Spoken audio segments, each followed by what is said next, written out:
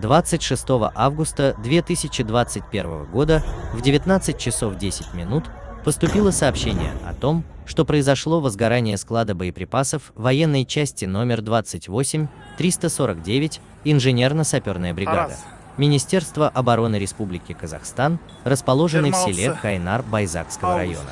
Село с населением 250 человек находится на расстоянии менее 1 километра. Началась эвакуация населения. Горит склад боеприпасов размером 41/17.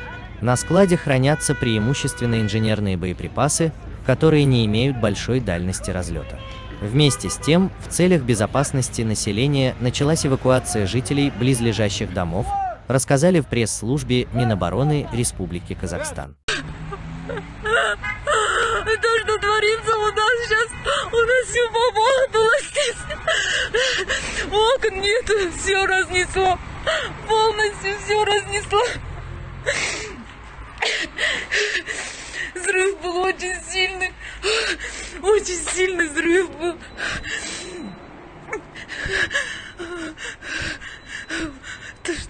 То, что осталось. Все разнесло.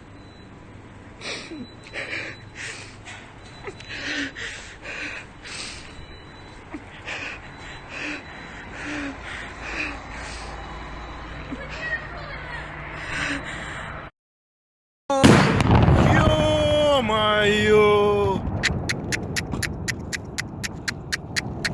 Ё-моё! Тараздық ағайындар. Абай болыңыздар, кеттік біз.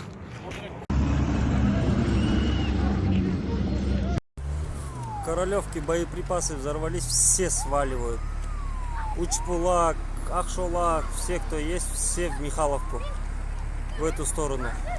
Вся трасса, все эвакуируется. Посмотрите, какой наплыв в сторону Михайловки идет. Срочная эвакуация.